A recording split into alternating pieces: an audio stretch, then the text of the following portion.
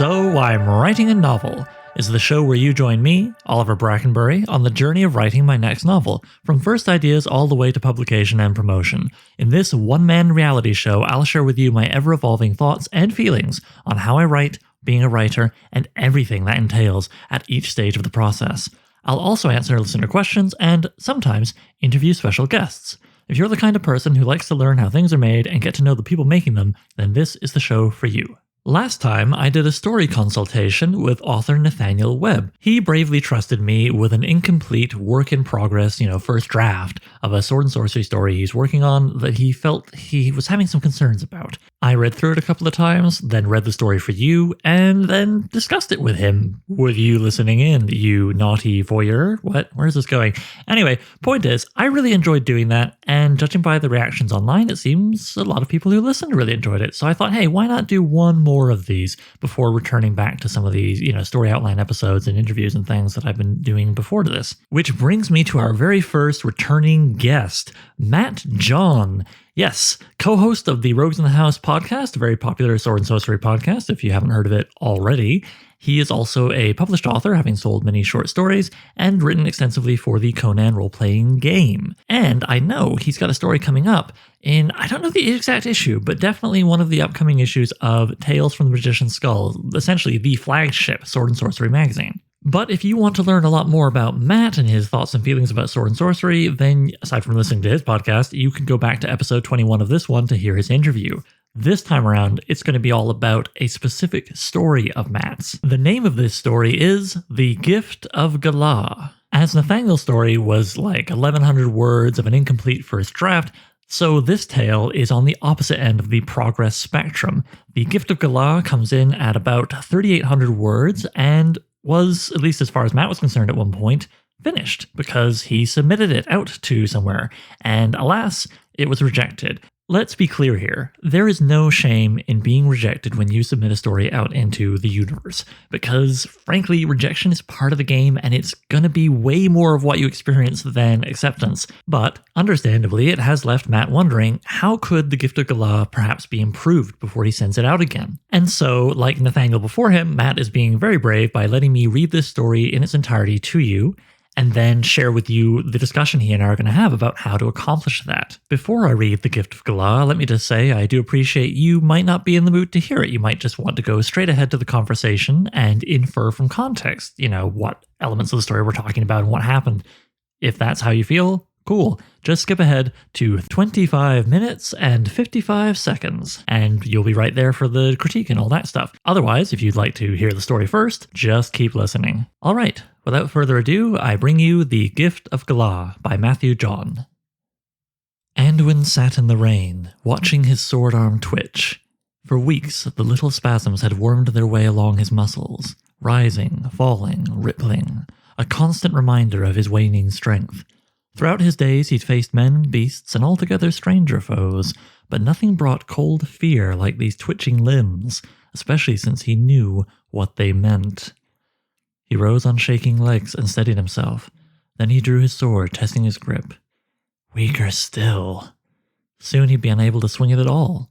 Soon he'd be easy prey for the one haunting his steps. He turned and peered at the leafless trees behind him, but the hooded one remained out of sight. It would wait for him to make camp and watch from the shadows, watch him as he slept, watch him as it had for years. A stiff wind moaned, catching his cloak in its misty breath. Like him, the storm pushed north, toward a single black mountain wreathed in clouds. Somewhere in that spire laid a woman as old as the earth itself. Or so he wished. He'd hung his hope on something that probably didn't exist. The Gift of Galah. A fanciful name, perfect for this foolish quest, but what other choice did he have? As the spitting rain became a torrent, he started once more toward the mountain, taking deliberate steps, testing his strength in his feet. Even with the sucking mud, his legs fared better than his arms. If he could but reach the mountain, rest a while, he knew he could find the strength for the final stretch. But as soon as he permitted the optimism, a shadow passed overhead. His eyes shot skyward. Against the black hood of clouds, a winged form soared. Not a bird, but something huge, something unhindered by the storm. He threw his back against the closest tree and froze. Perhaps it hadn't noticed him. He'd heard these forsaken wastes were home to ancient beasts, time-lost predators all but forgotten in the Four Kingdoms. For an instant he mistook the sudden laughter for a peal of thunder. "No," he whispered. "Not now." On the trail from which he'd come, the hooded one stood, pointing at him, cackling over the wind, its tattered robe curling in the breeze like the limbs of a spider. Anduin peeled his eyes from the lithe figure and saw the winged beast wheeling overhead, descending, not toward the hooded one, who stood conspicuous and exposed, but toward him.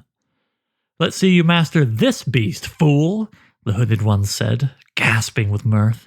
Glancing back at his tormentor, Anduin caught a flash beneath its hood. Several flashes, like cool sapphires. It was the most he'd ever seen of its face. Master this beast. It had chosen its words deliberately. It knew what he sought in that mountain. Running would mean death. The beast bearing down on him preyed on fleeing game. He had to fight, despite his jelly limbs, despite the creature's size and strength. Looking back to the sky, he saw it plummeting toward him, silent. Its huge wings flared back toward the sky. As it neared the ground, its dimensions grew monstrous. Anduin wriggled between two thick branches, pressed his back against the trunk, and gripped his sword in both hands. For decades, this great oak weathered countless storms. Its strong, tangled limbs would help ensure the beast worked for its food. God's willing. A wave of mud erupted from the earth as it landed. Without pause, it slinked toward him, low and lean like a great cat. Rain streamed down in rivulets from its dusky, squamous hide. Baleful chirps escaped. It drew close, and its long neck reared back, stiffening for a strike. As its head shot forward, Anduin vaulted over a thick branch, leaving its face to slam against the trunk. Its jaws caught only a mouthful of branches and... his cloak! He swung blindly as the beast snatched him from the tree, but it was useless. His feeble strikes scraped harmlessly along its scales. The beast dragged him through the mud, out into the open. Now, looming over him, it opened its jaws, revealing rows of gleaming yellow teeth. A long tendril of drool dripped down, landing on the flat of his sword. Somehow this shook him from his stupor, and he thrust with all he had. But it wasn't enough. The beast's belly was armored like the rest of its hide. Rearing up on its hind legs, it swiped at him with a leathery wing, slapping the wind from his lungs, and sent his sword flying into the brush. Its talons seized his legs, piercing his flesh. He cried out, and, somewhere out of sight, the hooded one answered with sardonic laughter. With a sudden snap of the beast's wings, they were borne aloft. Hanging upside down, he watched the earth recede beneath him. Through the pelting rain, he spotted the figure on the trail below, now but a tiny black smudge. Even at this great height, as the beast carried him toward the mountain, he heard the hooded one's laughter. Distant, faint, ceaseless. He awoke, shivering in a pool of dull light. Rain dripped down from a narrow aperture in the cavern roof, spattering his face. He raked his eyes over the dark void, gaining only a vague notion of where he was. Wind whistled through unseen cracks and fissures, skirting past stalactites and stalagmites. He seemed to be alone, but couldn't shake the feeling of being watched, of something breathing. He pushed himself to a sitting position and winced. He ran his hands over his thighs and they came back bloody. These weren't mortal wounds, but they'd be enough to ruin his gait. "You're so close now," said the hooded one. A braying peal of laughter followed, reverberating throughout the cavern. There was no sign of the figure. "It's real, you know. What you seek. It's so close. Listen. Can't you feel it in the stone? Vibrating, pulsing, purring like a whore, imploring you to seize it?" Anduin searched the darkness. His eyes had adjusted enough to make out a deeper passageway. From that blackness came a sparkle of sapphires, the eyes of the hooded one. "Listen," it continued. "Gala, Gala, Gala, it calls to you, Anduin."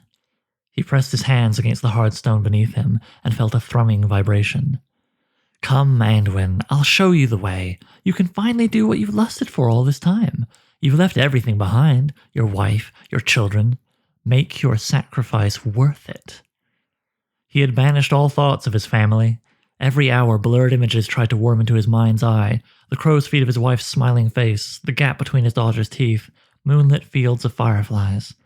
But he'd beat them back. They were gone now. Not until his tormentor was dead could he ever hope to return to them. You took them from me. Anduin hadn't said a word to the Hooded One in months, hadn't said anything to anyone. But now roaring fury crushed all tact. You stole my strength. You stole my life. He slammed his fist against the earth. I've nothing left. His voice sounded faint and lacking conviction. But I will make you pay. Another venomous chuckle. Yes, it hissed. Dig deeper. Find what you seek. I will be waiting. But hurry. The beast returns. He heard the crack of wings and felt the earth heave beneath a hard landing. He got to his feet and limped down the passageway toward the disembodied voice. The Hooded One was gone, but Anduin managed to slip silently into the blackness before the beast could find him. He navigated by feel, crawling along the damp, icy stones, winding deeper into the mountain. All the while he heard the rhythmic breathing of the Hooded One, and occasionally caught a glimpse of its shining eyes. The pulse of the mountain grew stronger, louder, each thump like a heartbeat.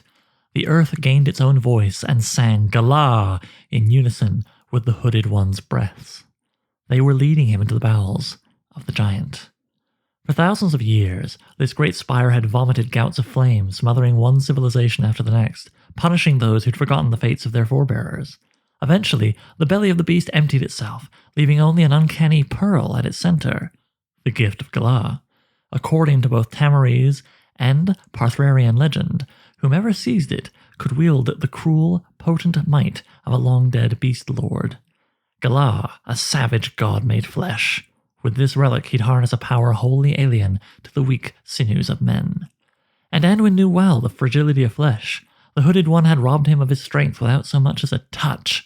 The might of beasts was his only hope of making his tormentor suffer. Perhaps he could be whole again. Perhaps with things set right, with the menace destroyed, he could return to them. Perhaps. Under his next step, the ground gave out. There was no great rumble, no heaving of the earth. One moment he was on solid ground, the next he was weightless and hurtling into inky blackness. He flailed madly, grasping, desperate to feel anything other than hot air. After a few moments, he caught a soft cord under his armpit. Then his knees were hooked by the same fibers. Were these branches? A net? No, they were cold and sticky. He was grateful to have finished falling, but now struggled to free his limbs from these bonds. In the darkness above him bloomed 12 massive sapphires, the eyes of the Hooded One, now immense and possessing their own radiance. They drew closer, burning into him. Surrounding these glowing orbs were wisps of tattered fabric or rope, undulating as if caught in a current. From within this mass, 2 hairy tendrils emerged, each of them tipped with sharp, gleaming fangs. Anduin now realized what bore down on him, a creature from the maddest nightmare. A massive spider. Under its uncanny gaze, his limbs went boneless. He realized now the wisps of fabric were actually its 8 terrible limbs. It sat down on the web, and he smelled the fishy odor of its breath, felt the sharp, coarse hairs of its underbelly. The Hooded One's voice droned from some unseen place. These limbs have been crawling beneath your flesh for years. My venom has numbed you, making you weak. But you followed the threads all the way here, where I need you to be, and now you're stuck. The creature's huge mass devoured his entire field of view and remained close enough to touch, but his limbs were held fast, and he was helpless but to gaze into its luminous eyes. Would you believe me, fool, if I told you I was never really here? That I'm not here now? Such is the power of my sorcery. You could have cut me down or waved me away whenever you wished, but you wanted to believe. You made me real, and now it's too late. Anduin noticed a new light glowing in the spider's eyes. Blue gave back before a surge of sparkling gold. He tore his eyes away from the creature and glanced toward the pit. He'd been accustomed to the darkness, and now the brilliant light burned his eyes. Well, well, what's this? Asked the Hooded One. There it is, fool, your only hope. The gift of Galah longs for your caress. Reach out and take it. Fight me.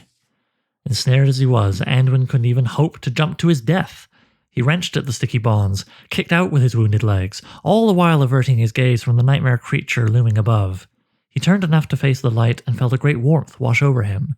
Up from the pit swelled the golden bloom, incandescent and sublime. With it came a drumming, and with each beat came a chant. Galah, Galah, Galah. Warmth turned to heat, heat turned to pain. Sweat sprang from his flesh as he began to cook. He cried out in agony, and the mountain answered, Galah! His clothes burst into flames. He screamed again, and the mountain answered, Galah! A force pressed against his back as fangs sank deep. With his final words, Anduin called the mountain's name, Galah!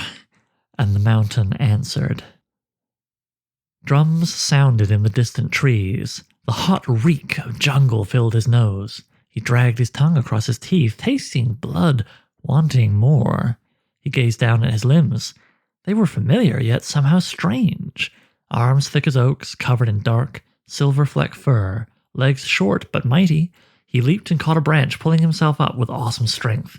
By great bounds he traversed the thick canopy of the jungle, covering miles in moments. His heart raced. All the rhythms of the wild played in sync with his movements. Each leap, each landing was hailed by the creatures of the earth. He was on the hunt, and both predator and prey welcomed his coming. This land belonged to him. He ate beside the river, his sharp teeth tearing flesh and snapping bone. From the tree line, lesser creatures watched. Perhaps he'd leave them a scrap. They would be honored to share in his kill, awed by his presence as they were. But to him they were as flies, tiny, insignificant. This great beast he had slain would bring more flies. Buzzing black swarms would lay their eggs in its rotting husk, and this feared reptilian hunter would become nothing but insects. It had challenged him, and it deserved its fate. This land belonged to him. He sat atop the great pyramid they had built for him. Great slabs of green marble had been smoothed into shapes the world had never seen. Far below, his servitors toiled like ants, planting great gardens and orchards. Beyond this emerald sprawl, great walls were raised. The colossal lizards would come and break themselves upon the bricks. They would be crushed by stones and driven through by stakes. They would challenge his rule, and they would learn. This land belonged to him. The day came at last. He'd grown tired, bored, with nothing left to take. He entered the mountain alone and claimed it. The tomb of Galah could be seen from every shore, a great black spire piercing the clouds. For 1,000 years, Galah's power swelled in the depths, drawing fire from the bowels of the earth and spewing it to the steps of the gods. It became the bringer of storms. Though in the ages to come, most would forget, the mountain would always remember. This land belonged to him. He opened his eyes and stood. A shell of stone sloughed from his hide, crumbling to the earthen floor. He stretched his limbs and mirth hummed in his breast. Such power! Intoxicating. He recalled what ruin he could wreak with this mighty frame. It was a sensation both familiar and new. The darkness surrounding him was absolute, but the stony silence did not last long. A chime, a pulse, a name? Galah. He was Galah, wasn't he? Then who is this other? From somewhere above, muffled by ages of stone, came a shriek. His hackles rose and his muscles tensed. He knew that sound. A swell of anger washed over him, and he leaped from the black pit in which he stood. His hands and feet seized cold stone, and his limbs propelled him higher, speed increasing, anger rising at the wails above. After a score of mighty leaps, he pulled himself up to a ledge and into a narrow pass. Through this he charged, wailing a battle cry, seeking the source of the shrieking. He entered a chamber, and there it stood, his timeless foe, limned by cold light from above. The saurian, the dragon, a pretty thing but fragile, bearing wings he'd soon snap like twigs. It crouched low and raised its back in warning. This beast had forgotten. The mountain belonged to him. He leaped into its jaws, letting it take a bite. But it was futile. He wrapped his hands around its scaly neck and squeezed, dragging its jaw along the sharp cavern walls, flaying its face of flesh and snapping teeth like icicles. Then he moved onto its wings, wrenching and twisting them from its shoulders. It wailed in agony and shuddered as gouts of blood fountained from its back. In this crimson mist, Galah smiled and laughed and stomped its corpse to paste. His laughter rattled on, a shrill mixture of mirth and madness, but he ceased when he again heard the name. Anduin. His smile sagged into a scowl. Whose voice was this? He tried wailing out a victory song, but The song wasn't his. Anduin. Suddenly, the joy of victory was eclipsed by an unshakable sadness and fear. Who is Anduin? Why was this name rattling in his mind? It's you, isn't it, Anduin? Asked a disembodied voice. All that fury, all that bluster, and you're still in there, twitching and terrified. Galah roared and turned, raking his eyes across the dim chamber, searching for the voice. Wrapping his hands around a stalagmite, he tore it from the floor and hurled it at the wall. Then he repeated the action until there was no more to grab. All the while, laughter reverberated throughout the chamber, mocking him. Galah fell to his knees, hammering the earth until an image appeared in his mind. A shadowed face, a dozen sparkling eyes. The Hooded One. Yes, fool, you remember me. Wake up and let us continue our dance. No, I do not know you. Galah spoke in a voice he did not recognize. But I will kill you, all the same. You're Anduin, and you do remember. I am Galah, Scourge of the Serpents, Dweller of the Mountain. He leaped to the ceiling and steadied himself among the stalactites. Then, with fierce strokes, he began plowing the roof of its teeth. Soon he found a cavity where shone 12 sapphire specks. He punched deep into the recess and snatched a hairy tendril, drawing it forth. He gripped it in both hands, planting his feet on the ceiling, pulling. The monstrous spider struggled beneath the weight of Galah, but even its 8 terrible limbs were of no use. Both beasts tumbled to the floor. Galah rained blow after blow upon the spider's face, crushing chitin, bursting its eyes. Though pulverized, the creature seemed unfazed by any pain. It continued to speak. It won't matter, it said. Galah struck again. You won't be rid of me. And again. You still haven't learned. He seized its head in both hands and squeezed, roaring. You are Anduin, the voice said. Its head yielded beneath the pressure and popped, erupting in a mess of skin and fluids. And you are weak! The voice came from nowhere, and everywhere. It was in his mind, and there was nothing he could do to silence it. Galah sagged to the ground. He relaxed his limbs, and they fired up, twitching, convulsing, completely by their own accord. All that strength, said the Hooded One, and you're weaker than ever. Galah said nothing in response, and eventually sleep took him. He awoke in a pool of light, raindrops spattering his face. His limbs resumed their twitching, but the Hooded One, if he was there, remained silent. Drawing in a breath, Galah felt a sudden, overwhelming urge to see the sun, the trees, anything but this stifling blackness. He leaped to the ceiling and climbed, eventually emerging onto a ledge cut into the exterior of the mountain. A radiant morning greeted him, a nigh-endless vista of gold and green, ceasing only as it reached the azure horizon of the sea. Only now, as he drank in this vision of elemental harmony, did he realize the anger had left him. A melancholic chill smothered all his scalding rage, and a desire to cleanse his body of blood consumed him. He climbed down the mountain, charged through the forest, and before the night fell, he plunged into the sea. Somewhere in the mind of Galah remained that other name, Anduin, and from that name sprang memories. A woman, willow-thin and smiling, a child, long-haired, blue-eyed, a mischievous grin tugging her lips, a little house beside a silver-shot river, fields of golden wheat swaying in an autumn breeze. The fury of the beast had fled, but the voice of one called Anduin grew louder each day. It was a voice racked with pain. From undiscovered depths it returned each night, screaming, hammering at some unseen gate, longing for something. Anduin led Galah across the sea, up a river, and over the hills to fertile lands. Eventually he arrived at the house he'd seen in his mind. It was night, and the moon shone like a colossal pearl. As he followed the silver river, he caught a glimpse of his reflection, and it stopped him in his tracks. A monstrous figure peered back at him, yellow eyes, huge, scarred limbs, tangled mats of fur. He peeled his gaze from the river and looked east toward the house where 2 figures roamed the grass. Though he could make out few details, he knew who they were, the woman and the child, and he knew what they were doing, catching fireflies. He hadn't heard the voice of the Hooded One in weeks, but as his limbs began erupting in twitches, he knew it had arrived. You can't go back to them. Look what you've become. Look again. Galah said nothing. He obeyed the Hooded One and was again sickened by what he saw upon the undulating current. I'm done with you, Anduin. For now. I'm leaving and will only return if I ever feel you forgotten. You belong to me. And now so too does the great Galar.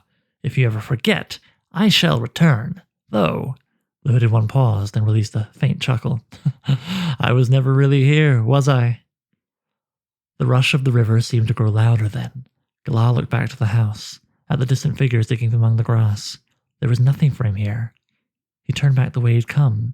He'd follow the river to the sea, and take the sea back to the mountain where he'd sleep, where he'd dream, where he'd hope to forget.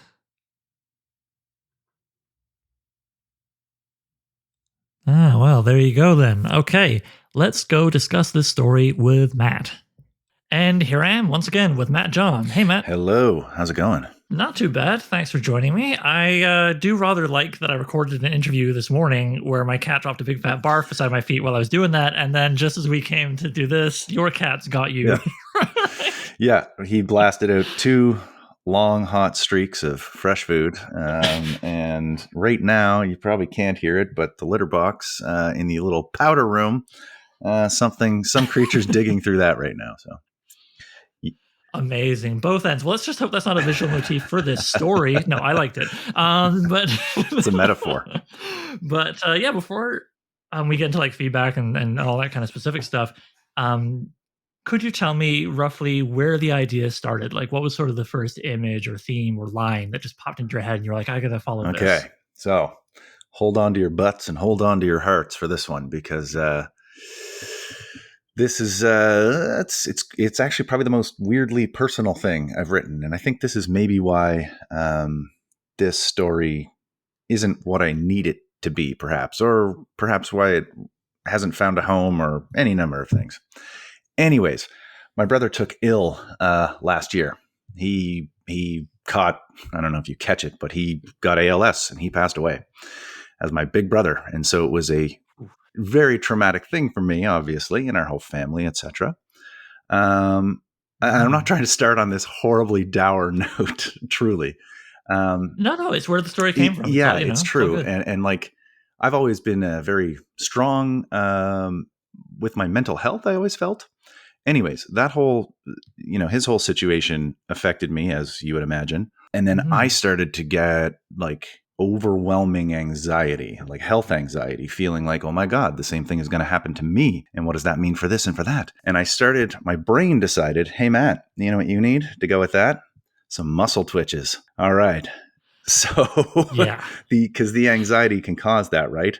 I start twitching head to toe, and then you do some Google medical research and realize that, oh my God, I am dying too. Wow. Yeah, Google's like, it's a tumor, and you're like, it's not. Well, I'll spare you the line. Yeah, exactly. But it does. The algorithm pushes the sort of frightening stories to the top because those are the ones people latch onto and share and whatever. Anyways, it came from that sort of personal tragedy. And then I kind of got into the idea of a character who he didn't have much time left. And then overall, I kind of created what I think is sort of a metaphor for anxiety, which is incredibly strange to me because I'm not really that kind of writer. But it was just, I usually, I don't know, you've read some of my things, there's a little more levity and, fun. And this one was just darker because I was in a darker mindset. And that's where we're at. Well, obviously, I wish it had come from somewhere else. That's a real shame that was its origin. But I gotta say, I found it really compelling. And I kind of assumed, actually, it maybe came out of something to do, because you have done for quite a while bodybuilding, right? Yeah. The different kind of muscle twitching. So talking about like losing and gaining strength, I was like, oh, maybe it's like, one day at the gym, his arm, whatever. No, you're right. But I mean, and some of that is part of it too, because when COVID struck, which coincided pretty much with my brother's illness too. I stopped working out just because the gyms were shut down, and my exercising got very sort of sporadic. And then funnily enough, that can cause it too, right? Because your muscles are deteriorating a bit because you're not working them, and then you go work them again and they're like, hey, what's this? Yeah, what are you doing? What are you doing to me here? Yeah. So, I swam laps, and so obviously no pool. Yeah, I keep trying to get a home routine going. It's just not mhm. happening. And the few times I have, like I'll like do my first push up since God knows when, and my body does. Yeah, like what the hell are you doing Yeah. here, man? Like starts vibrating my fucking Yeah, forearms or whatever. I'm like, okay, exactly. okay.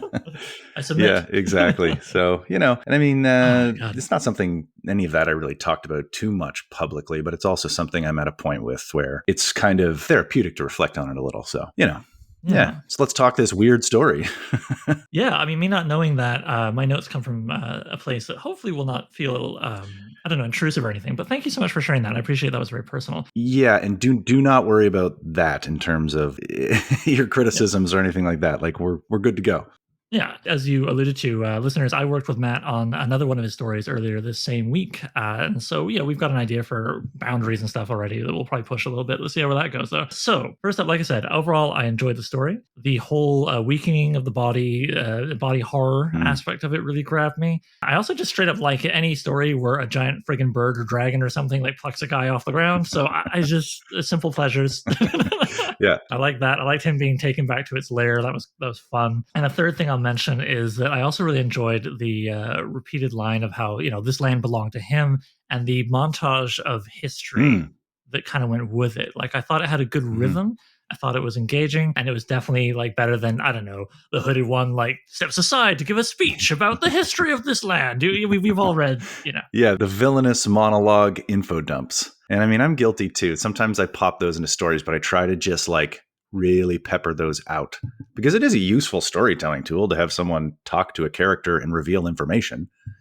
But man, you gotta be careful. And the reason I did this. Yeah, or Anduin could have been like, he remembered the scroll he read in the library that sent him here, and then just like remembers the paragraph he read. Yeah. Like, Well, I'm glad that sort of worked for you because that was something that was an experimental bit for me, right? Like he's kind of turning from one thing into the next, and then that thing is remembering who it was previously, and it's just like a shared memory.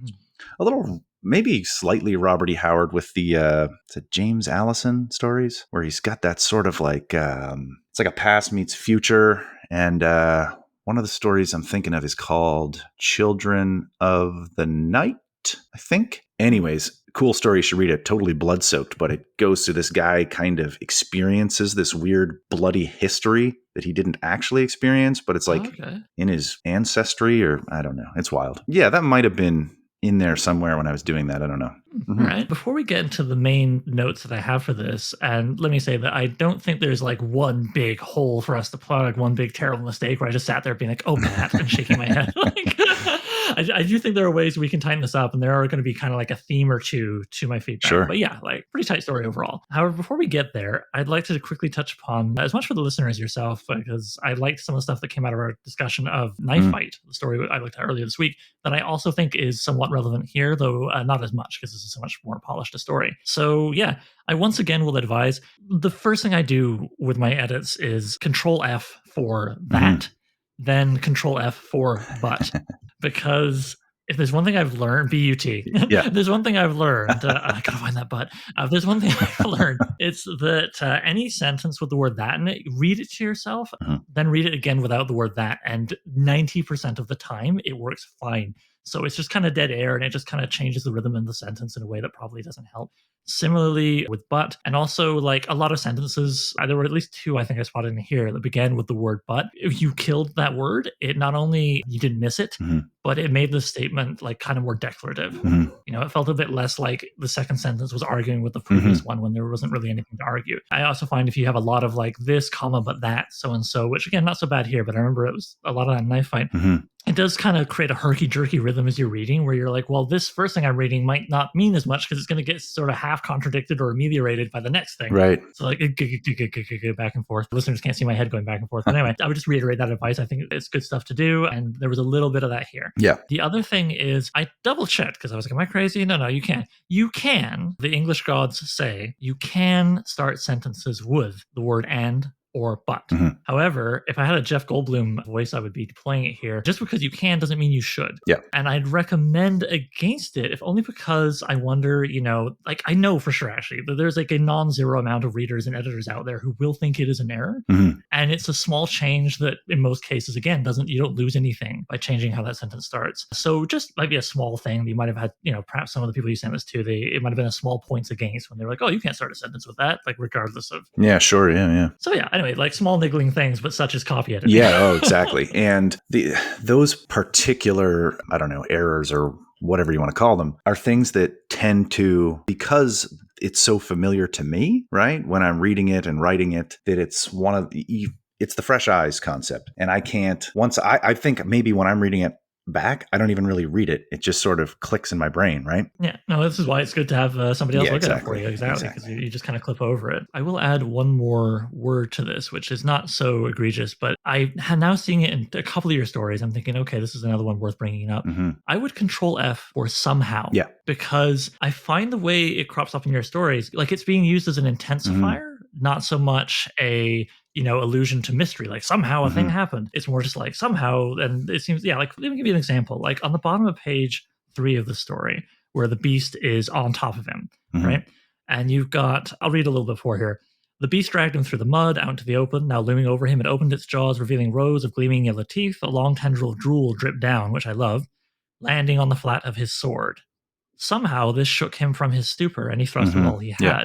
I read that and I was like, I don't know what the mystery is, because it just like, it's a stimuli that shook him out of like his reverie. Right. So I don't know that somehow really helps here. It could have almost been like on the flat of his sword, shaking him from his stupor. Exactly. Yeah, you don't need it because you've already showed sort of why it maybe shook him from the stupor. Yeah. So the cause and effect is very clear, therefore somehow it kind of throws me because I'm like, oh, am I missing something? Or is it's just kind of a dead word? Anyway, like I say, none of these are what you call capital W war crimes, but it's kind of grit, right, that gets in the gears of the story. And as much as that as you can wash out, the better. So yeah, I remember I spotted a lot of somehows that kind of were similar to that one, Knife Fight, which I regret. I don't know if I brought that up, so add that to my notes. Yeah, sure.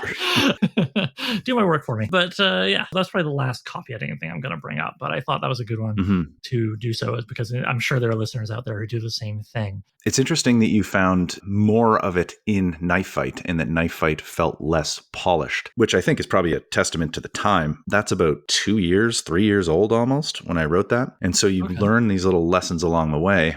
And then especially that piece. So that is something. That is something. No, that's a correct that is. It is.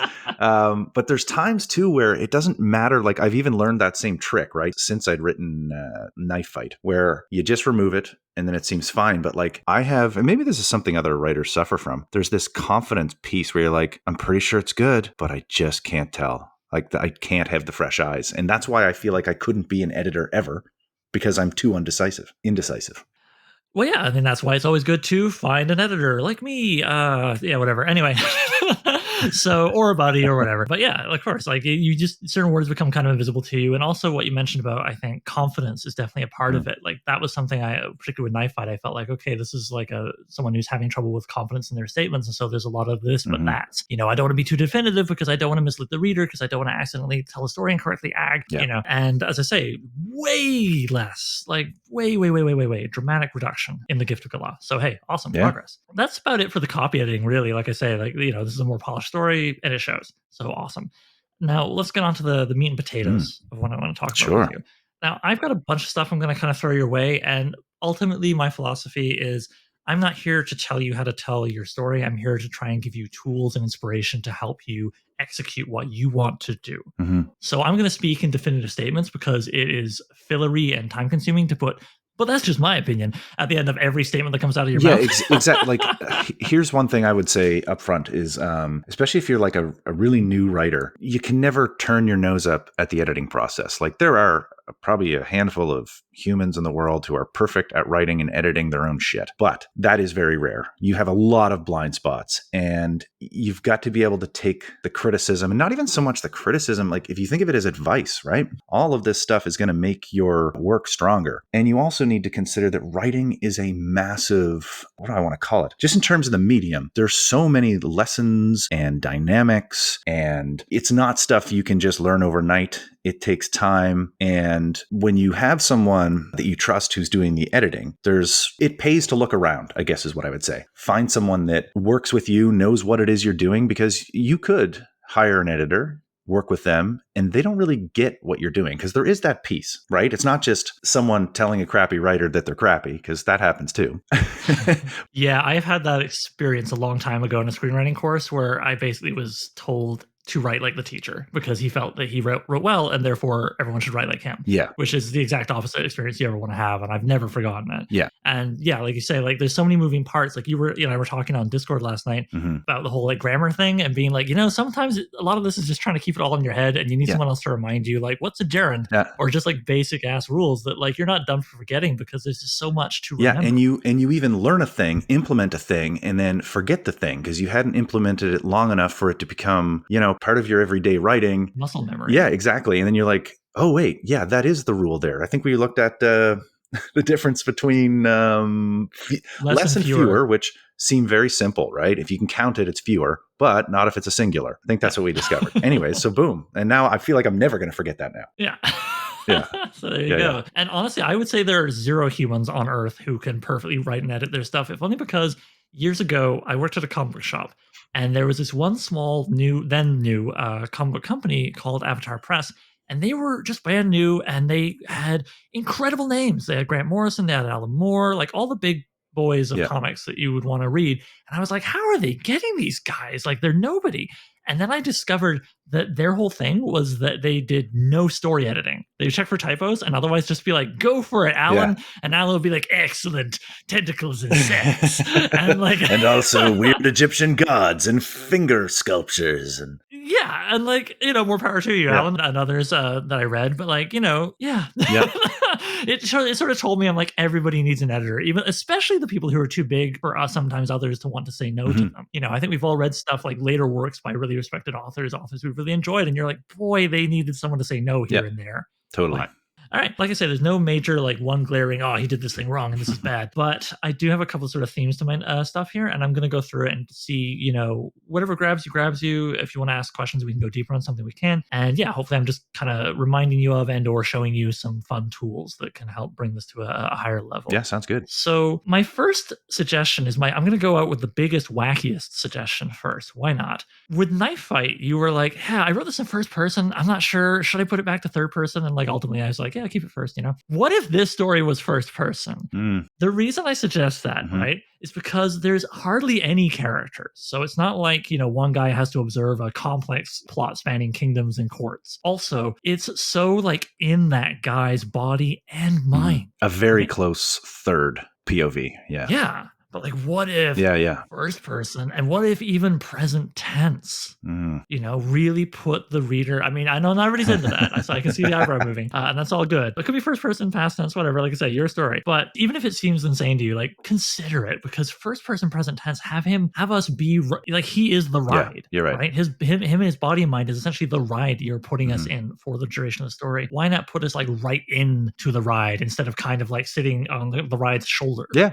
That is something to consider. Yeah. And it also introduces one of the 2 themes I think I've got going on here in my feedback, which is I think this story can only be improved by closing the distance between the reader and the subject matter and the subject's experience. Because this is almost like it's a horror story. It's which is all good, right? Sword and Sorcery frequently has horror elements. I believe it's one of the 7 ones that Brian Murphy mentions, Lovecraftian/horror elements in his book Flame and Crimson, which I've recommended too many times on this podcast. Too many. And also Deathstalker 2 hits all of those marks, which you'll find out about, but we're okay, good plug.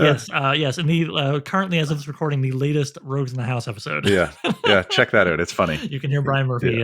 If you can hear over us chuckling, because there's a lot of that. Oh yeah, no, good times over in the Rogues House. So yeah, to me, that's the headline, the big newspaper headline is anything you can do here to close the distance. I think is a good idea. One thing that's kind of related to that, is sort of secondary, is also I think there's ways to make things a little more personal with the hooded one, right? Our antagonist. I really enjoyed him. I thought he was a cool villain. I liked his appearance very much so, with the sapphire eyes. Maybe think like a kind of a wickedly evil Ningobble from the 7 Eyes from Fafnir and Grey Mouse, or maybe yeah. So that was really cool. I like that a lot. I think you can make him more specific in 2 ways. One simple, easy way I'll just rattle off is later when he becomes like the giant spider that is being wrestled with. I think about something, I hate to do this, but I'm going to bring it back to role-playing games. There's something I really love from the philosophy of monster descriptions in Dungeon Crawl Classic, where they suggest to you, look, even if you're straight up sending some, 1d4 hit dice goblins at the guys, don't say some friggin' goblins come down the hallway unless you don't want them to be intimidating. Maybe be like some weird plucky like troglodyte type guys with green skin and gnarly teeth, like sell them and don't ever call them by like a name. Yeah, I feel that. Try and make it a unique beast. And so here, like before you said, he's a giant spider, I was like, oh, wicked, it's like a weird wizardy head giant spider thing. And like what I was imagining, I liked it kind of more. Yeah. Than when you were like spider, and I was like, okay, spider. Yeah. So that's just like a small note, but it's kind of what I mean about like adding specificity that will draw the reader in more. I think too, in the tradition of like sword and sorcery with the kind of cosmic horror elements, Lovecraft, he's kind of like, I can't describe it. It's indescribable, but there really is something to that, right? You wouldn't believe this thing. You wouldn't believe this thing. You'll go insane if you even think about it. But it's true though, that sometimes saying less, being less specific about it, lets the reader do more lifting. I think Stephen King remarks a bit about that in On Writing. I really like that book. He kind of says, paraphrasing big time here, it's like about leaving just enough description that then activates the reader's imagination. And this again is another one of those brilliant things that you're only really going to find with an editor, because you're not going to be able to, personally, I can't self-diagnose that because I already have an image in my head of what this thing is. I'm trying to communicate it to you. So we're already off to a bad start with me being like, here's the thing. This is exactly what it looks like. But you're right. I should do less of it and let you determine a little more. Yeah, and like I really enjoyed the description you had up to that point in the paragraph. Like to me, it was almost like one of your somehows, in the sense that it was kind of this like just making sure, like an intensifier at the end saying spider. I'm like, you had the webs. I was already thinking spider. Then you had this big crazy wizard head with tendril like things that are kind of part of his hood, and then the eyes are bigger and shining down the sapphires. Yeah. Like you had me. Yeah. So yeah, it's just again that kind of thing of like, trimming out a little bit. And also you kind of do that right with Galah. Like this is something like you already have done elsewhere in the story. When the gift is taken and Anduin is a big boy, maybe I'm wrong, but it felt to me like a big scarred giant ape. Like King Kong versus Godzilla was popping into my head at one point there. That's what I was... Yeah. I have no doubt. Like, because I've seen you praising that film, so I was like, I bet he was thinking about it. Which I mean, all good, right? Because like I understood what you were going for, and at no point unless I missed it, did you say giant ape? No, I don't think I did. You're right. Yeah. So yeah, like that's what I mean. Like it's just one of those things like we're talking about, reminding someone of something that they already know and have already done in this story. I would say take it further and let me just have like a big weird wizard head spidery thing in my mind. And adjacent to that, this is a little bit of my personal taste. So caveat on that, right? This is your story as always. I would consider a different name for the hooded one. Okay. And I would also go through any of your names in the story that are basically like proper nouns. Like, when you're reading fantasy stories and somebody's like, I fought against the Empire, capital E Empire. Yeah. And like, of course, like people have been incredibly successful with stuff like that. I hear there's this thing called the Federation in Star Trek, although I guess that is shorthand for a longer, more specific name. But I find that kind of thing, like it is a very much a staple of the genre, right? Like absolutely, there are other sword and sorcery stories with stuff like, the hooded one, the Empire of such and such or whatever. Like I've got a story I'm working on myself where I know I'm going to change it later, but for now I just put the Empire of Reason is the big bad empire or whatever. And like it sounds cool and it's fun while I'm writing it. And it's kind of a shorthand. It's useful to have names like the Hooded One or the Empire of Reason, because we know that signifies to the reader like, okay, bad guy, this is what's going on here. Bad guy of a certain size and shape. So great. But the problem with it, in my opinion, is that when you use a kind of shorthand, what you're doing is you're creating a little bit of distance. Remember my sort of theme here of kind of bring the reader deeper into your body horror kind of story. It creates a little bit of distance because you're kind of reminding them that they're reading a story, because you're tapping into that story consumer shorthand in their head by saying the Hooded One, the Empire of Reason, whatever. So I would consider, like, not that you need to call him like Barry, but I think the Hooded One is like an abstract, fearful, terrifying thing. Ain't bad, but I think the Hooded One as somebody with like a specific name who has a specific axe to grind. Yeah. Right? Like I get that he hates Anduin and loves tormenting him and is like, I own you, I own your ass. Yeah. Not actual line of dialogue. And this sort of like, I guess I'm daisy chaining some of my notes here around the Hooded One. where I feel like a specific name might be kind of neat, or maybe a name and a title, even if it's like so and so the Hooded One, it just feels more like a guy and less like an abstract thing. And honestly, to the point where I'm going to ask you straight up something I kind of had trouble figuring out in the story: is the Hooded One a separate entity, or is he like a psychic like problem in Anduin's head? Yes. He is the latter. But at the same time, well, in some ways I don't want to answer that, because it's one of those creator bits where I'm like, I haven't completely decided the exact situation, but he remarks later in the story that I was never really there anyways, right? And that you created me, right? And so it kind of, I'm defining magic in my overall setting, like of my stories, sort of drip feed as I go. Oh, sorry. Something fell upstairs. And so for him, I also kind of have it in my mind too, that perhaps there's more to the story in that he manifested physically, but from the mind, right? So sorcery almost made it happen for real, so that it is a actual physical threat. But then by the same token, is it? I don't, right? Well, yeah, okay. So for now, at least, well, I won't hold you to this. And if it gets published elsewhere, and I'm like, hey, he changed it. But it sounds to me, okay, so it comes from him. So I was considering that, and I was thinking whether the Hooded One was an external, like, I don't know, Skeletor type guy tormenting him, or whether it's an internal thing, as we're describing here. Kind of like, I just watched Encanto the other night, and like similarly, like trauma produces magic, produces an effect, but slightly less songs in this story, fewer. So I think it's important then to maybe establish, and it doesn't need to be a big backstory. It literally could be a sentence or two, just allude to something. But I didn't really understand why the Hooded One hated him and wanted to torment him. I got that he was doing it. And again, maybe I missed something, but I don't know. I read through this 3 times in preparation, and I could never find a motive. And I think that would make him more engaging. Yep. And if it's Anduin, if it's Anduin tormenting himself, well, okay, well, what happened with Anduin that made him hate himself? Yeah, there are some weird unanswered questions in that way. And I think that is one of the bigger things I probably need to think about with what I want to do with this. At the time, again, back to my sort of genesis of this story, was that the anxiety that I was experiencing was so new for me. It was like my body and my mind were against me, and I had no mastery over them. And I had gone most of my life feeling really strong in those regards. So I think that's what I'm going for, is that he really is a manifestation of Anduin's dying confidence and his fear that he's losing control of all of his faculties. But you're right. I think the reader probably needs something more to latch onto, other than, oh, the guy who's writing this had a really bad couple of months when he was upset about things and his anxiety. Wow.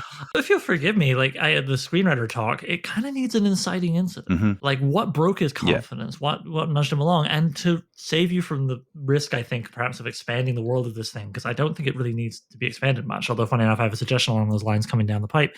His family is who he wants to get back to. Yeah. Maybe it was something to do with his family. I mean, this is kind of hokey. I don't expect you to use it, but just riffing off the cuff, this family he loves so much that he wants to get back to. You could, in some stories, I can imagine there being versions of the story, there being a reveal near the end that what started to break his confidence was he lost his temper in his wife after coming back from fighting a war or something. The classic vet who, like, what he was fighting for, he loses because of how the fight changed him.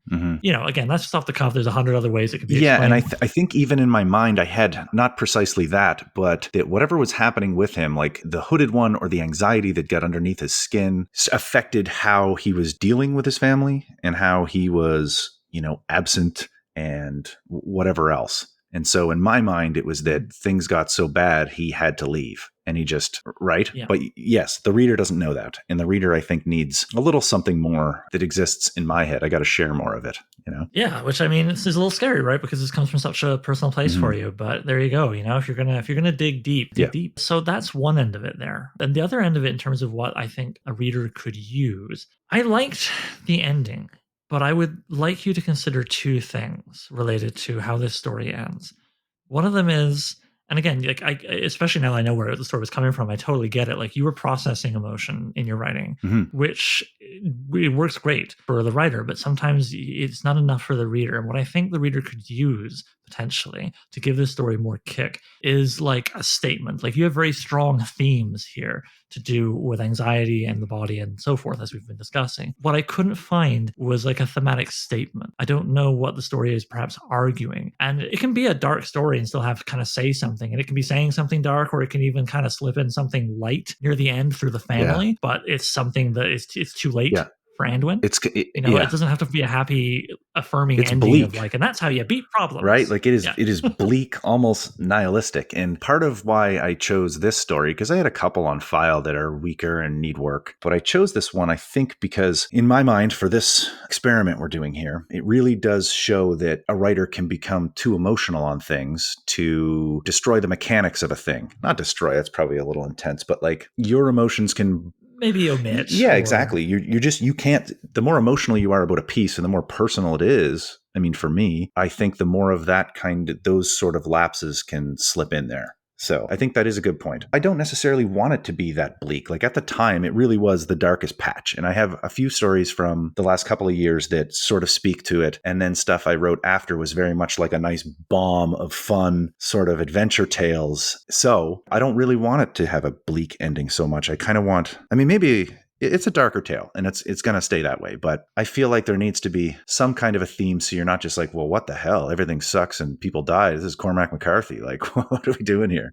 Well, hey, Cormac McCarthy does all right, Yeah, but I know what you no. mean. Yeah, Yeah. let me be clear. Well, this I love actually Cormac kinda- McCarthy, and I think his It's okay to not like Yeah. him, Matt. I mean, I can see your T-shirt that says "I hate Cormac Yeah. McCarthy." Don't say Blood Meridian otherwise. sucks. Yeah. I only read it 3 times to hate it. Yeah, no. His wife is ugly. Yeah, it's a very long Oh, shirt. jeez. But yeah. So whether or not you have like a definitive thematic statement, may I riff something for you? Because Yeah. I seem to be having good luck here with Daisy chaining my feedback here, so it all feels like I'm much brighter than I am. So okay, so we're looking at maybe a thematic statement, something the story is telling the reader. What's it going to tell the reader? Well, just brainstorming here and tying it into something I was going to suggest to you. There's one writing exercise I thought you might want to think about. Even if what you wrote didn't actually end up getting included, like it could still enrich what you have thus far in the chronology. What if you wrote a scene that happens after the end of it, Karn? It could be, I guess we'll call him Galah, Anduin Galah, wandering off. You know, what now? Yeah. Now that I've been like, goodbye, family. Or it could be switching perspectives for the last paragraph, and the little boy, pardon me, little boy or girl? I don't even remember. Shoot. I think it's a girl. I think it's a girl. child. I think so, yeah. It's a girl. Yeah. Jesus Christ. The child could be like catching a glimpse of some big weird buggity boo, going off into the shadows, not knowing it's dad. Yeah, that's interesting. And then I would say the second part of that would be try to think about what the scene immediately following could be. And then think about what a scene 10 years later could be. And again, you could have the sort of ending of like, well, he's got to go off and dream and hope in the mountain. Instead of saying that he's going to do that, you could, he'd follow the river, etc. It could just be like, boop, and then we see him, in the mountain waiting for some other beast to snack on. Or, and this could get us to a thematic statement, perhaps, this is my riffing here. What if, we then try writing a scene, or you try writing a scene with the daughter grown up, and she goes off because she's heard about this thing called the Gift of Galah, and she wants to try and find out what happened to her dad, but she'll need strength to survive, and maybe she can find it on this mountain. Womp, womp, wow, wow, wow, wow, wow, and it's not only kind of a cute button, I suppose he said, because of the sound effect he made with his mouth for no good reason, but also it could give you a note of optimism that you maybe, it sounds like you kind of want to snag in at the end here, where potentially, like, we're not saying it all works out, but because it could also read as the kid is doomed to repeat what happened to the father.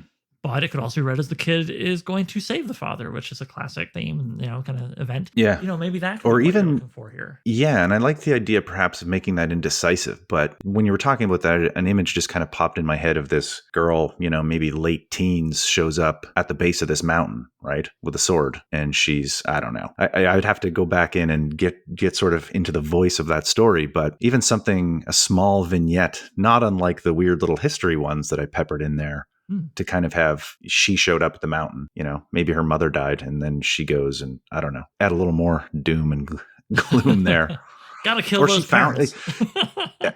yeah, or even like, It's a fantasy story. maybe she finds, it's funny, you said earlier, you alluded to this jokingly, like maybe he was reading from this scroll, but what if she found something her dad had written before he left? Right. And then you could even put in there a little more of the reason, showing a little more of what happened and why he left. And then it gives her a breadcrumb to kind of follow. I don't know. That might work.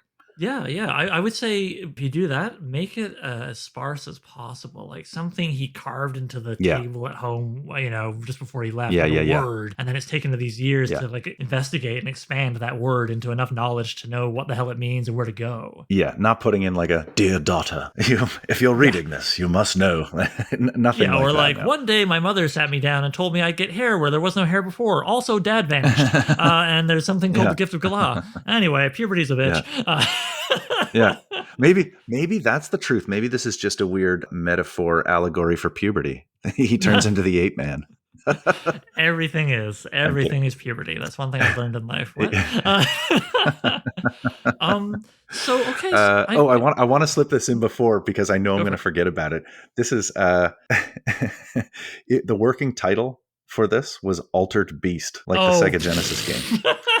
I wanted to I wanted to get a story about like a beast man sort of. And so once, circumstances hit and I started creating this story, I was like, well, let's make him, that's the way he thinks he can conquer it, is to get this ancient bestial strength. But yeah, the file was called originally Altered Beast, which I thought is a funny thing to know. No, I love it.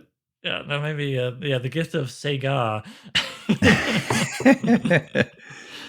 Rise from Okay, your graves. so I have a bunch of little sort of track changes style notes, just little things I noticed as I was going through the story, but these are my main edits. And I do have a couple of other little writing exercises that like maybe again, like just as thought exercises. You don't even have to like say do them, but just seeing the questions that they put to you might give you ideas, And I'll email those all to you afterward. I don't think they're definitive enough to bother discussing here. So I would ask you, I guess maybe one or two closing questions if I may. One of them is when you got the rejection or rejections for this story, were they the dreaded form rejections, or did you get like any specific, criticisms from people you submitted to? Yeah, no, I think it was a form rejection letter. One of those, yeah, but send us more stuff later, or, that kind of thing, which is fair. I mean, if I was reading a slush pile, I would not, I would not Oh want to yeah. give comments on everything. And I mean, I really just did kind of throw this one out because there was a looming date. I think a lot of writers probably are guilty of this. There was a looming due date. You had something on file. It sounded like a reasonable thing. So you just took a shot, which is kind of mean in that on some level, I feel like I probably was wasting somebody's time. But then again, maybe I wasn't, right? Maybe it was close to where it needed to be. Who knew? Yeah, like I mean, with form rejections, it's always like, and you know this, but yeah, like on the one hand, it's nice that there's no specific criticism. Like I've gotten some pretty raunchy stuff on one or two stories, Yeah. but also you don't get any positive feedback that can help guide you onto the next draft. It's just a blank, like didn't work, red X, sound effect, whatever. Yeah. So yeah, okay, all right, well, fair enough. Then I hope that at the very least, when you next submit it, even if it's not accepted, it sort of ranks up to getting some specific feedback, and maybe they can guide you a little bit further. But I hope that the next draft gets in the door, man. Like obviously, I'm rooting for you. Yeah, and I mean, this might be something I don't bother submitting anywhere else. Like, based on your comments and our discussions, I'm definitely going to return to it, tidy it up. And if there's something that I think fits, that's good. But I've got this sort of long-term plan, which ends up still being long-term. Because as a writer, I'm not working on a novel yet, right? That's not my goal just yet. I do a lot of gigs with RPGs and, I'm busy with my day job. But the plan is to eventually take all of my best stuff and pop it into an anthology and make no money, but just have a book in my name, right? Yeah. And so this is the sort of thing that might go in there. And maybe maybe I do forwards for the stories and kind of contextualize them a little. Well, I gotta say, I mean, I love that. I always love that in stories. Something I've mentioned a few times on the podcast, The Red Man and Others by Remco Van Straten and Angeline B. Adams. Yeah, I need to pick that up. I really do. Totally worth it. I actually bought 3 copies, Wow. but 2 extra for like buddies, which I hardly ever do because I was like, they got to read this book. Yeah, and nice. Part of what I really made me do that was it's got a lot of great back matter of them speaking about where the stories came from. Yeah, and that's as a reader, I dig that too. And part of me is like, I can see somebody rolling their eyes, right? Like, no one cares about you. Who are you? Blah, blah, blah. But I find that stuff interesting for sure. Yeah, I mean, to me, like, it's optional. Like, if somebody doesn't like it, they can skip the damn page. Yeah, yeah, you don't need to read it. But if you're buying a book from someone, even if it's just your friend, you're supporting them, or, it's a podcast host and you're humoring them by buying their book or whatever. I think that's interesting stuff. I do like that. Like the history behind things. It's interesting. And I think a lot of fantasy readers are a little more prone to that, right? Like to want to know stuff, whether they love big loads of exposition in the story and they want some more outside of it, or even if they're like, hardcore sword and sorcery dorks like us who are like, who needs backstory? Blah, as tends to be the discussion on the Whetstone. And yet still, here we are being like, who needs anything more than the most minimal backstory? Anyway, I just finished reading the entirety of Howard's correspondence with Lovecraft. And also they got his laundry list in this one, Yeah. Yeah, that's right. So I think certainly in this genre, there's a lot of room, maybe don't hang yourself, a lot of room for discussion of like the influence behind tales. And I mean, here we are, both of us liking that stuff. So we can't be the only ones, right? Yeah, exactly. Okay, so I guess the last thing I'll ask you before we tie a bow on this is, do you have or did you have any specific concerns about this story beyond, I get the impression maybe you feeling a little like, oh, have I shown too much of myself? In which I would say, no, don't worry about it. And I also don't think it's too dark. I would say it's not with the self-deprecating, like, this is a dark story. Frankly, it was not as dark as I expected based on the way you sold it to me. Okay. I was waiting for some real grisly stuff. And I'm glad I didn't find it because like I like the story as it is. But don't self-deprecate, no need. But other than maybe seemingly worrying it's a little too dark, did you have any other concerns or anything you'd like to discuss with me? It's a good question. Back to the idea of there's something I really did like about this was it did feel dark and it felt like helpless. Like that's really what it was. Is this kind of just spawned from a feeling of helplessness that I was not familiar with. And so what I wanted to do when the action pieces came in, I wanted them to be sort of satisfying and violent. And I'm wondering if those sort of worked for you, like where he mashes that beast into a paste with his like anger. Like for me, that was the satisfying part that kind of kept me going through writing it, and it feeling, as ironic as it may sound, it feels less dark because he vented that anger and frustration. Yeah, there was catharsis to be found. It wasn't just an endless dribble of like, and it got worse, and then it got a bit worse. Last page. Yeah. The worst. And the other thing I'm curious about is where I do those weird time lapses where he's having these sort of memories from Gala. I guess that all made sense to you? Like you were able to kind of piece that together? It was as simple to follow as 1, 2, 3. Yeah, absolutely. Okay, and good. I like the fact that it kind of leapt around a bit because it meant that it wasn't an exhaustive backstory. I don't think that was necessary. No. But there was like enough there to be evocative, he had some good images. And the fact that we're kind of like doodly doodly doodly, like waving through the history there without the sound effect. It also felt like the mindset of the guy, right? Like, I mean, it's not like he actually, as you describe it, it's not like he actually had some sort of time dilation thing where he lived hundreds of years. It's that he just got glimpses as he was kind of getting Galah downloaded, into him. Yeah. So I really like that. That worked perfectly, okay there. As far as the fight scenes, you did remind me of actually one little thing. Again, this is just kind of like tweaking a dial, not an issue with a capital I.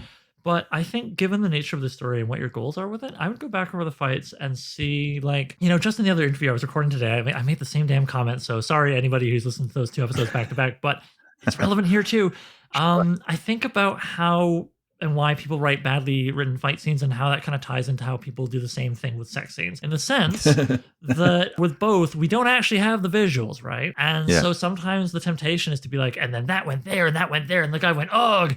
Was that a fight scene or a sex scene? Who knows? And that's all well and good. And sometimes it can be exciting to be like, and Conan's battle axe cut the guy's head in half. But are you saying like be less procedural about it? Well, be a little less procedural, certainly for this story, because for this story, it feels like you're not here to thrill me with combat. You're here to get me into this guy's head and feel what he's feeling. And so I think at like key points in the fights where like decisions are being made or results are coming out, then by all means give us, he did this with his axe. Otherwise, I really think you should see what you can do and just play around with it. Maybe it's already about where it should be, but if possible, make it more about his emotions, the despair he feels in the fight was like the beast that plucks him off and takes him away. I mean, talk about having your agency literally taken from you with a bloody great big thing just picks you up like a bug it's going to eat later. Stuff like that. Like, don't be afraid to lean a little more into a description of what's going on between his ears as much as what's going on, him and the beast or whatever he's fighting. Yeah, I feel that. And I think maybe that again speaks to my bias of when I'm writing it, because I'm saying to you, it felt good for me to just cut through and have him be blood and thunder for a minute, right? Yeah. But you could, like, when he's pulping the thing, when he's Galah, then just lean into that description, like describe how you felt in a way of like, oh, it felt good. Like after all this weakness to do this. Weakness? Why do I remember weakness? I'm Galah. Whatever, man. Punch.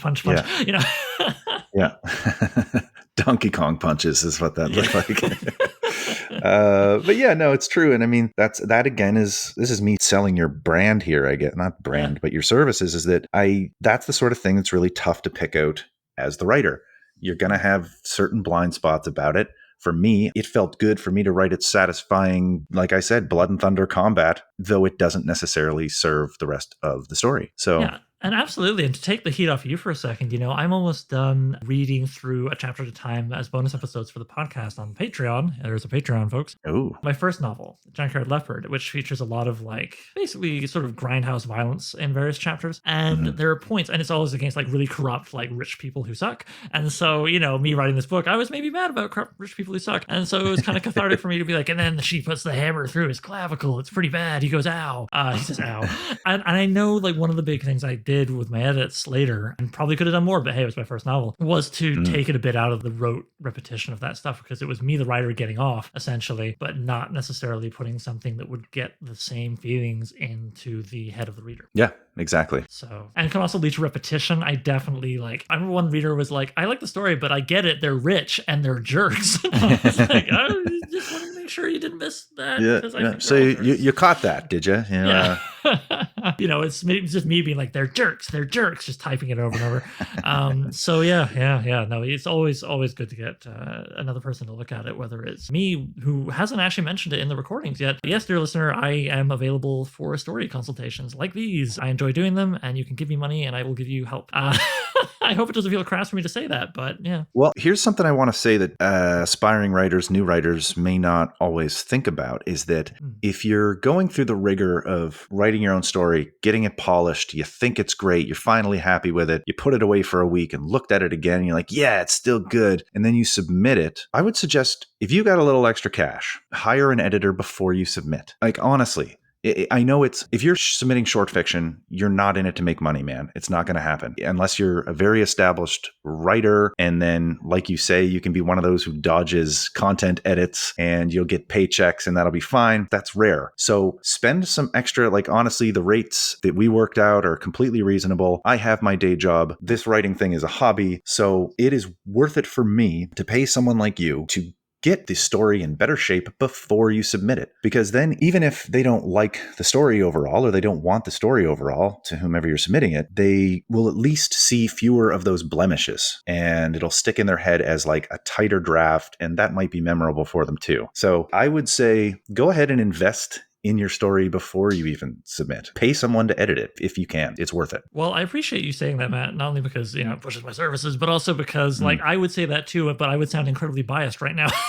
Yeah. No, I know. And that's something that I wouldn't have considered when I first started out, right? Like maybe it's the cliche, but I'm terribly unconfident about the things that I write. Like, I know that there's something there, and I know I've had enough successes where it's like, obviously I'm doing things right, but you don't at first want to give it to an editor. You're afraid because they're going to poke a lot of holes in there. But pretty much anybody is going to get a lot of holes poked in their work. It's just, that's the way it goes, and that's how you learn. So yeah, it's worth it. Do it. Yeah, and also I remember for a while, I don't know, just some blind spot I had. It never occurred to me to hire an editor for a short story, for a novel, for a screenplay, sure. But then, someone I was talking to was like, yeah, I edit short stories, and I was like, you do what now?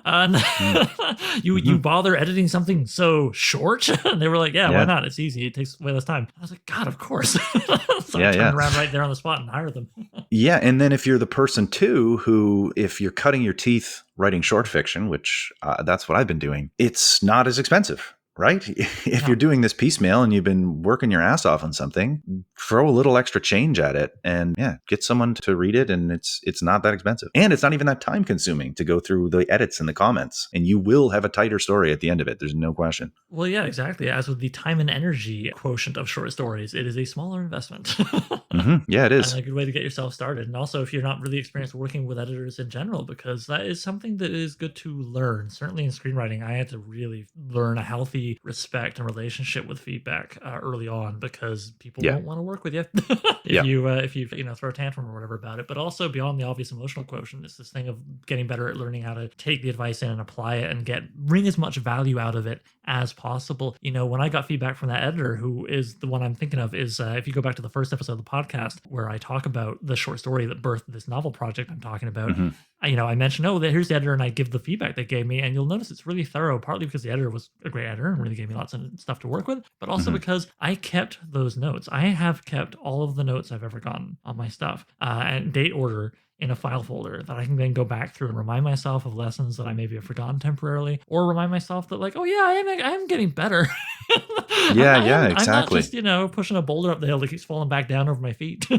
I brought up a few times, I've even had things published now, and then I look back at them and I cringe. I'm like, geez, and people will buy like, I can't wait to check your story. I'm like, don't judge me. but it's all good for the learning experience, and you got to check your ego. And the other thing too is with short stories, if you're paying editors to do those, you can kind of shop around a little, right? You can have one do one, you can have one do another, and then you can kind of see who works best with you, because you can be a great editor, but it might not be a good match with the writer. Yeah, they might have different priorities. They might be like that screenwriting teacher I always remember who was like, write like me because I write good. And, and then you're like, okay, not you. Yeah, it's a good way to sort of dip your toe in the water before committing potentially to, say, a novel, Yeah, and some editors are going to pull out better stuff from your work, or they're going to have better eyes for your work than others. It's like every editor that I've worked with has been good. It's just who's going to be best, right? And for you personally,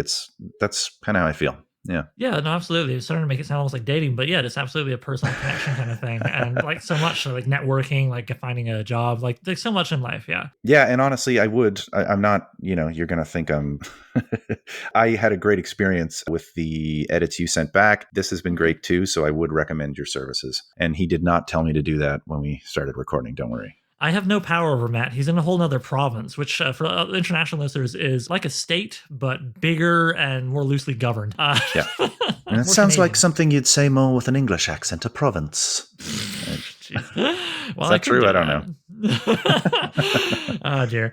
All right. Well, Matt, this has been awesome. I really enjoyed my side of it, and I'm glad to hear you enjoyed your side too. And maybe we'll have you back on the show someday to discuss something. I'm thinking about getting a panel discussion for something actually down the line you might enjoy, but we'll talk about that off mic. Yeah, man. So thanks so much for being here. And hey, everybody, if you enjoyed listening to Matt, if you don't already know who he is, go check out Rogues in the House, where he is one of 3 marvelous hosts who discuss sword and sorcery and related topics. All right. Bye, Matt. See you and thank you. Seriously, I was like, what's the cue here? How do we sign off? No. Thank you very much. I'll take the last word. I really appreciate reading the story 3 times, going through it. This is a pro bono gig. I paid him for Knife Fight, but this one, I was like, he was offering this service. You're damn right I took it. So thank you. Well, I'm going to steal the last word and say that what you gave me was an advertisement for my services. So in a way, I got paid. Yes. Thank you very much. All right. My God, let's get out of here. Bye. I'm pressing the stop button. Bye. Okay. So I'm Writing a Novel features original music by Gloria Guns and is hosted by yours truly, Oliver Brackenbury.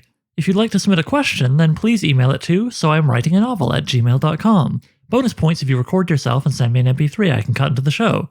Doesn't have to be fancy. Using your phone is fine. Just keep it clear and concise. You can also holler at the show on Twitter. Look for @so_writing. That's @so_writing. Please consider sharing the show with anybody who might like it, leaving a review on Apple Podcasts, and checking out patreon.com/soimwritinganovel. Patrons get to be thanked in the final novel, listen to episodes of the podcast a week early, and even enjoy a bonus podcast called So I Wrote a Novel, where I read and comment on chapters of previous works, starting with my first novel, Junkyard Leopard. Thanks for hanging out with me and Matt, and I'll see you next time.